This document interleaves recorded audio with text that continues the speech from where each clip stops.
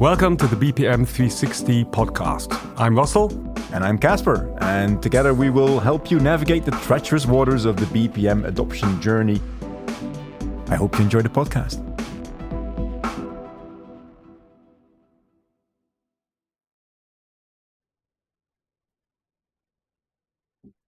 Good morning, Russell. How are you? Good morning, Caspar. I'm fine. I'm fine. Yeah, the weather, it's been here, Germany it's been terrible. So much rain. And then it kind of like turns out to be summer. I was talking to a lot of people about barbecuing and I mean, we're coming up to June and the amount of people, the quota of people that said we haven't done the German call it angrillen. Yeah, that's the first barbecue in the year. Yeah. It's a devastating metric I've been measuring here. So it's God, so you have these average temperatures in they're coming up and said, yeah, April was super warm, but what really is relevant is the days, the count of barbecue days that you managed to organize. That's the only thing that matters, doesn't it? Absolutely. And that's why sometimes, with metrics, it's always something about the average thing is, but if it's kind of like constantly kind of like raining cats and dogs, and then a bit of sunshine and the temperatures are high, but you're not managing to barbecue, what's the point? What's the meaning of life? What's it?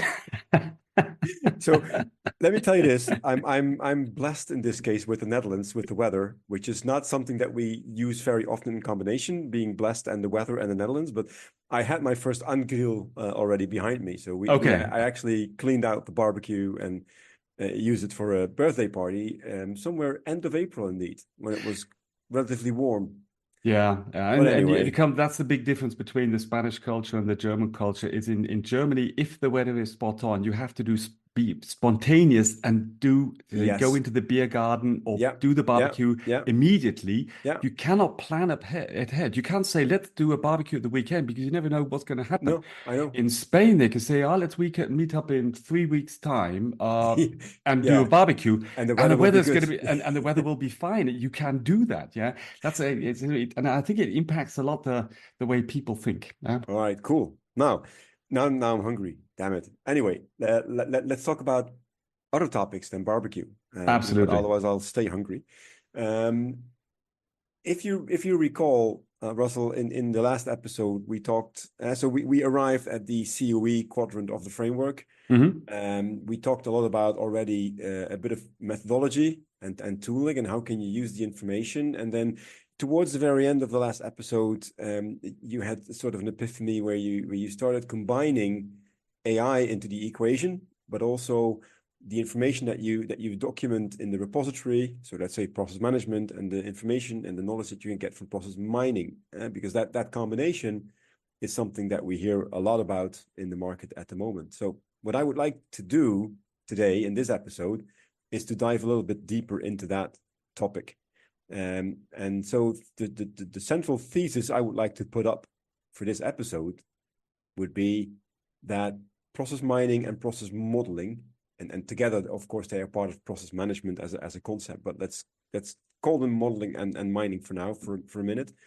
The combination of process mining and process modeling is a synergistic activity. You will get a 1 + 1 is 3 or even 4 if you put them together. That's my hypothesis. And the question to you is, would you confirm that or would you reject that? And why? I think that's the point we want to dig into is actually why would that be a match made in heaven? To get this together and interesting enough, if you look at a lot of our customers that have jumped onto the into use cases around process mining, typically they also have somewhere the use cases around the classic process modeling and process documentation, and how little of them are actually combined. So that's something where, so if it's so apparent that there is this real synergy there, how come it's so little realized on this side? And that's something I think we also have to dig into. So if we come up now with this, as you say, I confirm your hypothesis on, and we then discuss around the why, then we also have to ask why not.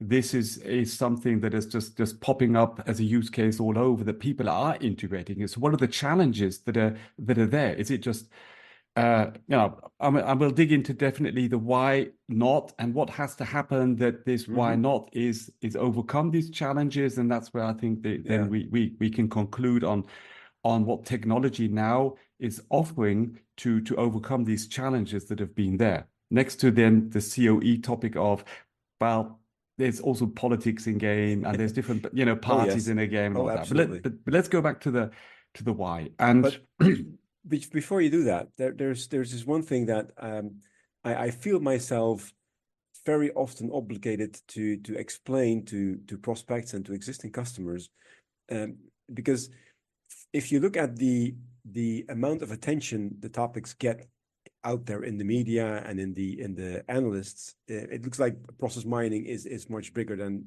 the process management part. While in fact, from a functionality point, looking at this, process management is the overarching philosophy, and process mining is just a part of it. The interesting thing is this: if you purely look at your organization from how many processes do we have? So quantifiably, the number of processes that you have in an organization. Now, if you take a sizable organization, Russell, it's in the thousands sometimes, at least hundreds. Now, how many of these processes are mineable and are being mined at the moment? I would take a wild stab at it, and I say it's max 10%, not even, probably. If you look at the number of processes. If you look at the revenue that these processes generate, I think the picture is completely different, because the core processes in supply chain, for instance, which are very often the target processes for process mining, they might cover up to 60-70% of your revenue, which you mine, compared to the processes that you don't mine. So the center of gravity, even though you might only mine a small percentage of the number of processes, you might still cover a large part of the company's revenue coverage, so to speak. Now, the point is that, and then I'll let you speak as well, but the point is that if you only mine 10% of the number of processes, you still need to document the other 90%. But they might only cover like 20 or 30% or 40% of your revenue. How are we going to do that more effectively?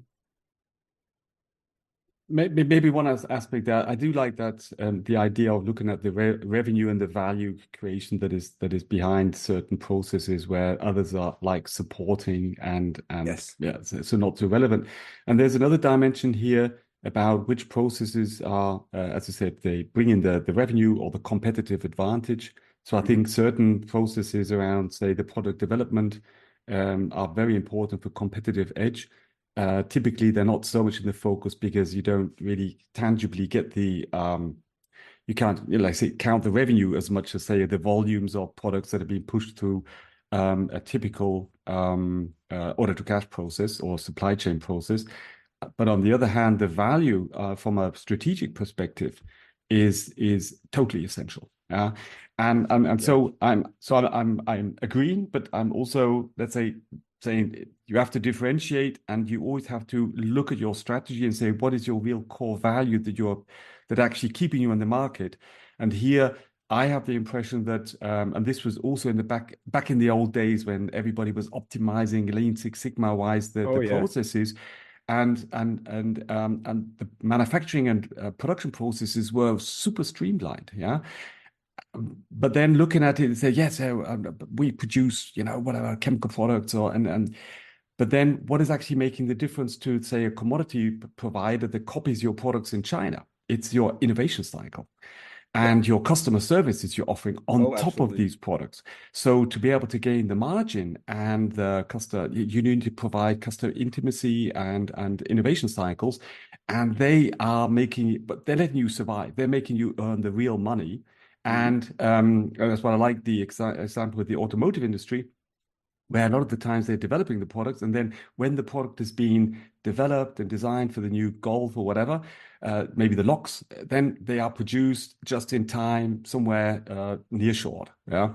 Yep. So where is the competence? It is mainly the selling point is actually that they have this innovation cycle well, they've got it under control. Coming to the other point, though, on the documentation, and here I think it's interesting, and this is where the process mining, I think you could take and look at it from a certain aspect. You are analyzing and also documenting processes on a very finite level. Yeah, so you're taking, and I had this, one customer, we're doing order to cash, reading all the events, and there was like 200 different event types just for for the order to cash. And you say, wow, that's a lot, a lot to, not, different events that you somehow have to contextualize and put in the business context. So here and this is where this point comes into, it says, but here it is worth going to that level of detail of analysis and documentation. Yeah. Now, I think for a lot of other processes that are already highly standardized, maybe even for regulatory reasons, they have to be according to a certain, compliant standard, or they're standardized because they're a commodity process in industry, certain purchasing processes standardized with the helps of something like SAP. Do you really have to document down to that level and analyze them and optimize them? No. So here, we're talking in a classical process architecture about, yes, the process as let's say a service, with its input, output, SIPOC style, is at a description, who's responsible for it, and how it's being automated with which tool, and how it's embedded from an integrative perspective. So where does it play a role in the bigger picture? That's something that it's essential. But this level of detailed, drill down, which definitely you do with the process mining, is not necessarily. So here, yes, process mining. Do you do have to 100%? No, absolutely not. No. And also the documentation, I think there is like this mid ground between, certain processes you want to go a level deeper because they're not standard, but they're also not so value creating that you need to monitor and optimize them, with such tools like process mining. But coming back on that documentation part, I mean, in the end, one of the main, I would say, reasons for existence of BPM is that you align from the top all the way down to the bottom. So from strategy to operating model to processes to work instructions to the shop floor. I mean, that alignment is crucial. And that alignment is something that BPM facilitates and accelerates. If you want to do that alignment properly, you will need to at least be exhaustive to a certain level of detail on the process that you document. And I totally agree with you. You don't need to go into much detail for all of them, but you do need to have all of them identified, at least in your hierarchy. Because if you're missing processes, you might be missing the connections that artifacts from that process like roles or applications or risks or input outputs have to other processes. And it's exactly that contextualized relationship that makes your repository such a gold mine, potentially. Absolutely. And that's exactly the point, I think. So and that's why this example with they say, what is your strategy? What is your mission vision from a company? How does that relate to your processes? So where in your organization do you have processes that add value to this on a minute level? Yeah, to say, yes, we're securing, say, the compliance in a certain area. We're ensuring that maybe the credit check, like process in this department. We ensure that, say, the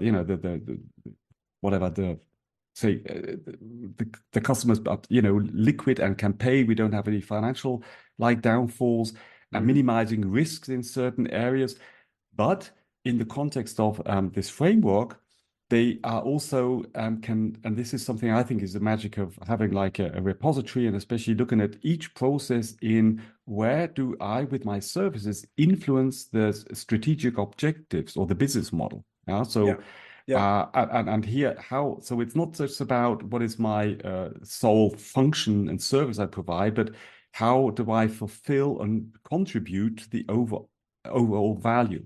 And here it's sometimes a lot of misunderstanding where each department for itself defines its own value contribution, but they're not really understanding how they interlink with other processes. So this is why I think the end-to-end view and of an organization as a framework is super essential to link up to the strategy, to make each process and say related role and department understand their contribution within this organization, far beyond the actual organization, but typically a line organization will actually show.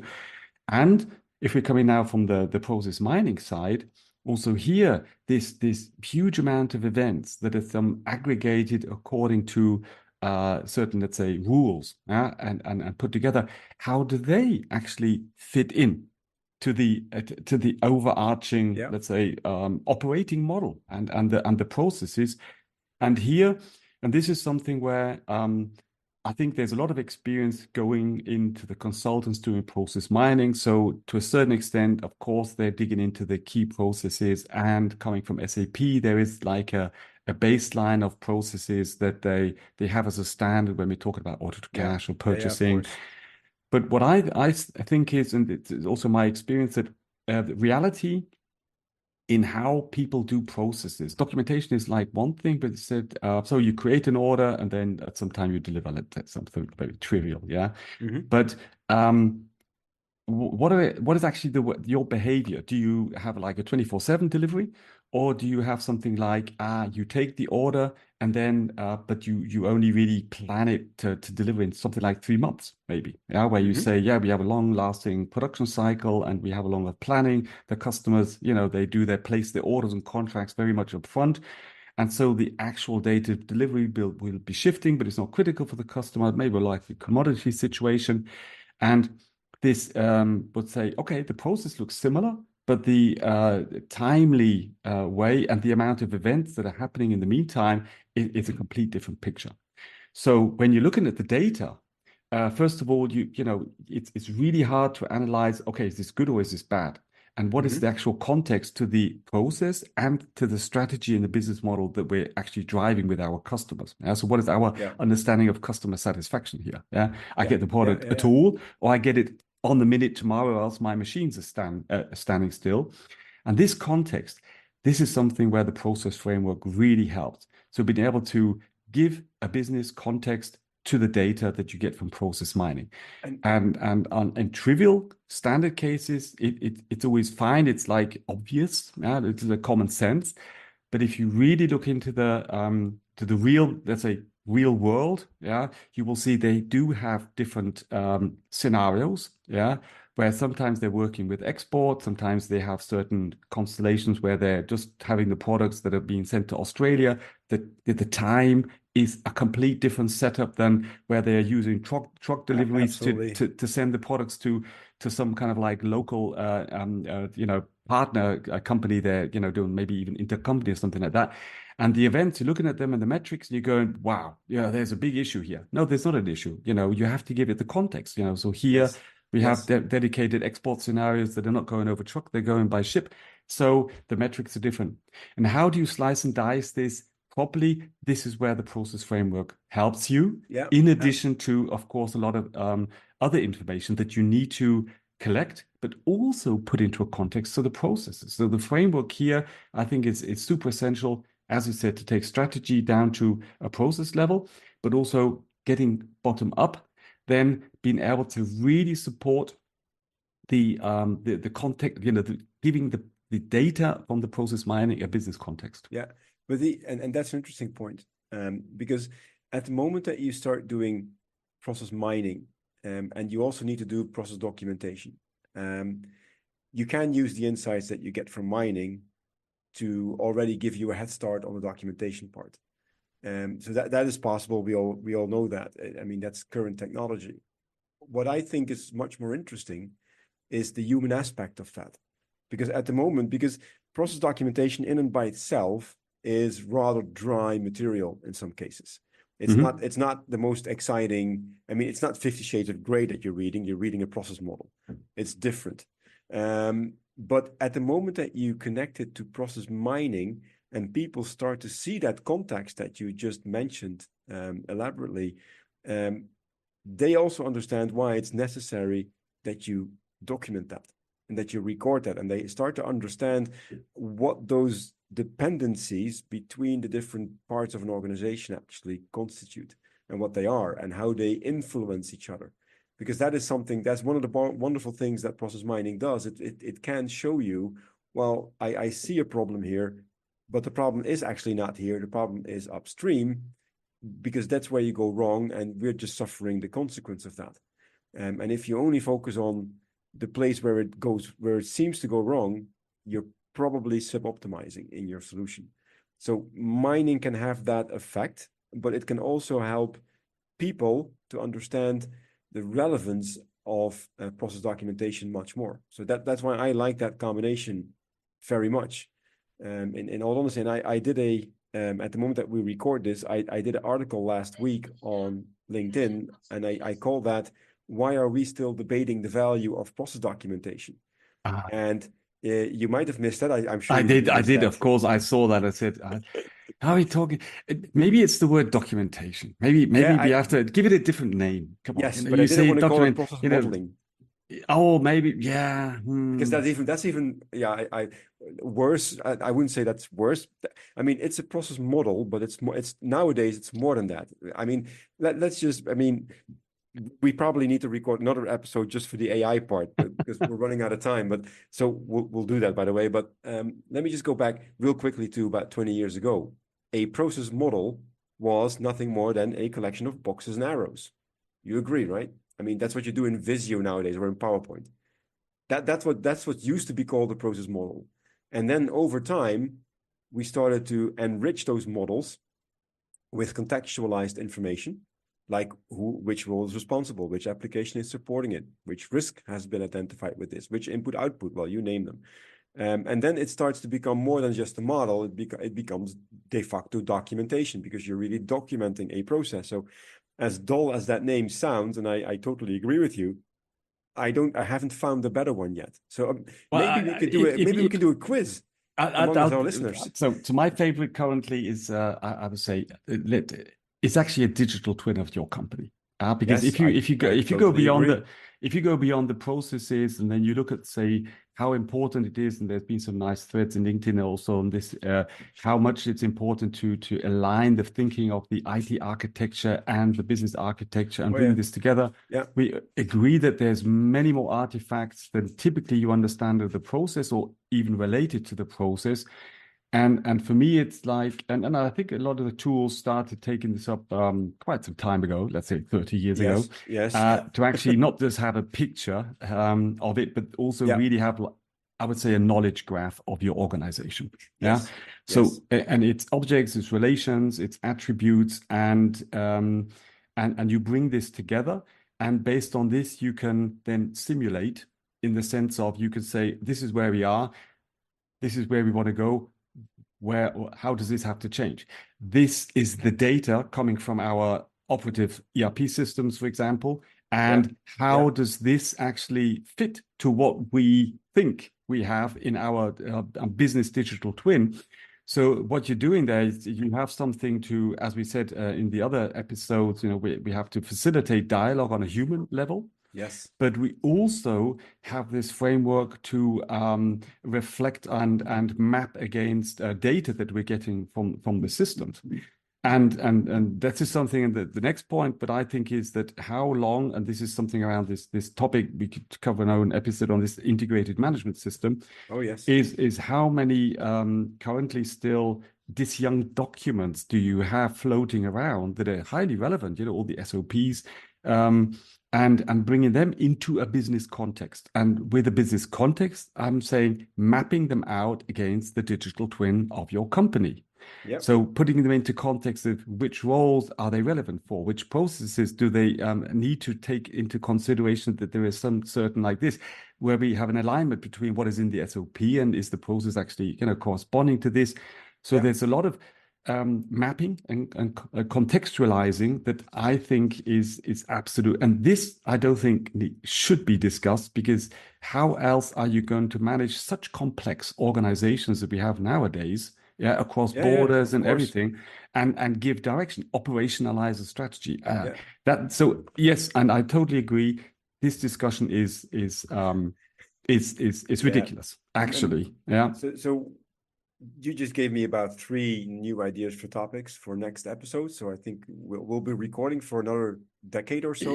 Yeah, maybe I don't know if we could maybe go a bit longer. I really think that we still need to really just on so the why. I think we really covered. Yeah. So come on, you need this let's say this digital twin, the process documentation to be able to give context to your, on the one hand, your strategy, and on the other hand, to the data you're getting from process mining. And with all the nice showcases you have to really do this even more in future, automated, this framework to be able to, give context is super essential. Yes. But now let's talk about the why not.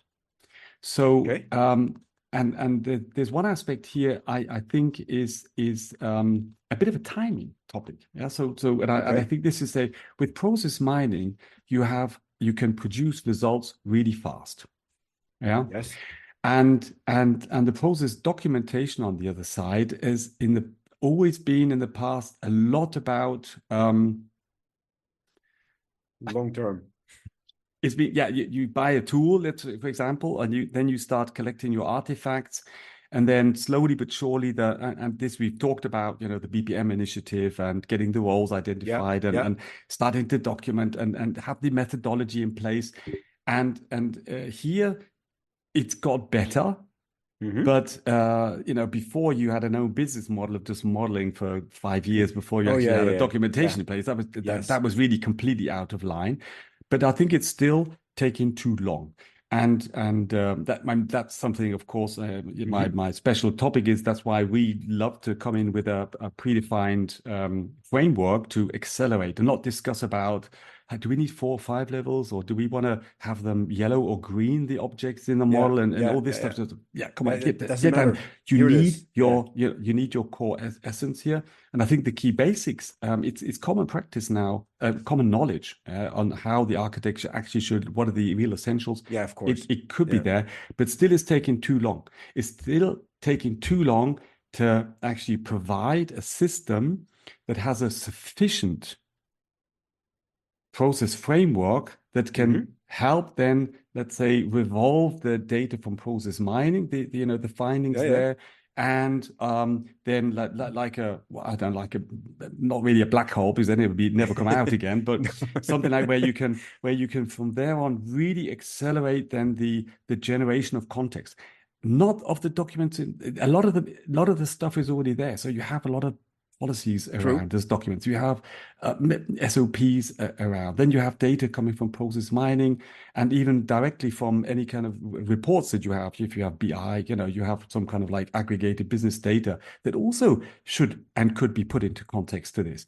But having like this system where, first of all, you really have the framework set up which is consistent and it's comprehensive, to actually then gather the mapping of all your artifacts in your business, and then also the tooling around this. And this is where I think there has been a big gap. So you started off with a tool that was naked, like at a blank canvas, like trauma, and then you started like documenting up and discussing if it fits or not, and very, very philosophical, real endless discussions on something no value adding, and then you have process mining just shooting out results, and these two different speeds, they have to come together, and here we need a unified understanding of contextual mapping of the events against processes, and you see here as well that process mining has its own insights in where the beginning and ending is. Sometimes limited based on ERP, and you don't have the manual steps, or there's some events maybe missing, and there is a different definition of beginning and end from a process perspective, and also on which level they are sometimes aggregated and granular. And here I think customers need more guidance. They need a clear directive to say, look, these are the events. This is the way the beginning and end from process mining. Maybe that's leading to slice and dice your end-to-ends to make sure that you have a better let's say readability, better mappability of this content. That's something. So there's 4 topics that need to be overcome for this to really become like something that it runs with one speed, with one. So you're not saying I've got one tool and you can do process mining with it, and or you can do documentation with it. No, you do both. You do both. You have a vision to actually jump into it to get both done, integrated, and not say, yes, we can. It's like Linux and whatever BPM tool says, we can integrate. Here's your applications, here's your processes, bye-bye. Yeah. No, that's fine. That's technical integration, but from a method, that's a sensitive topic for a lot of people out there. You're not talking about EA versus BPM, and I truly hate the word versus here. It's EA and BPM because I think they're complementary. But that's not the point. We should do an EA versus BPM episode, and we might even invite an E. I think we've got some nice candidates to have a real. We have a lot of candidates for that one. But the point that final point then, because we're already way over time. But anyway, But that was a why not. I wanted to get the why not. No, that's fine. I think you touched upon a really interesting point because whenever you see process mining, I mean, in your documentation, you typically have one way that a process is supposed to be run. I call that the should be process. What you document in a repository is the should be process. This is how it should be done. This is how it should be executed. With mining, you do the as is. This is how it really happens. And then you can define a to be if you think that there needs to be an improvement. And a to be process is always a temporary state. Because ultimately, when you implement a to be, it becomes the should be, the new should be, and your to be disappears until you have the next cycle of improvements. However, that beginning and ending that you just mentioned about process mining triggered me, because if you look at case-centric process mining, I totally agree with that. It's very arbitrary. This is where the process starts. This is where it needs to stop. At the moment that we went from case-centric to object-centric process mining, and we see that in the market coming up now more and more, every object has its own life cycle throughout various and multiple processes, and you can see exactly where they touch and where they interact, and that gives you a much more connected view on how a process is being executed and how it impacts other processes. And this is where, because order to cash and procure to pay are always dealt with separately, because one is marketing and sales, the other one is procurement. But if you look at the data model for supply chain management and you look at from an object-centric perspective, they all come together at some point in that whole end-to-end process. And whatever you do in one might have an impact on the other one. And I think that's from a mining perspective is making it very interesting. And that might also, and this is, you hear it here first, I think that might also have an impact on the way that we document in the future. Are we still documenting single processes, or are we more going towards documenting the interaction between the objects that flow through a transactional system?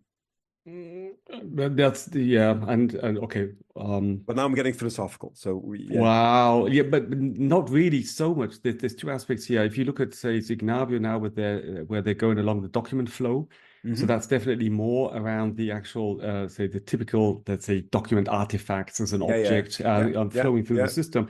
So here, that is something that's becoming quite real. And it already gives a lot of business context that it's different, is more tangible, more aggregated than the actual, say, just a list of thousands of events. Yeah, I think the documentation a lot of time typically goes into a lot of happy flow, and documenting all exceptions that are acceptable or not acceptable is something that is like principally it's.